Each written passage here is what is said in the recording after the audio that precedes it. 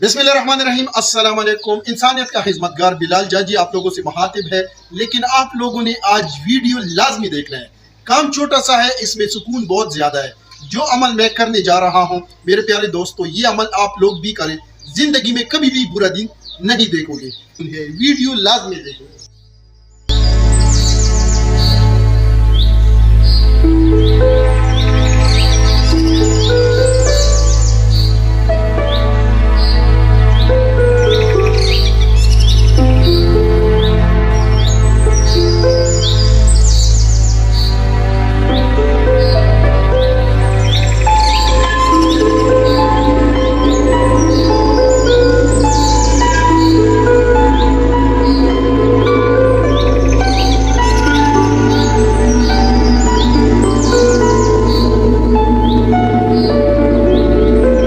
छत के ऊपर एक या दो टुकड़े लाजमी इन परिंदों के लिए आप लोग लगाएं और इसमें 50 रुपए दिन का दाना डाल दें।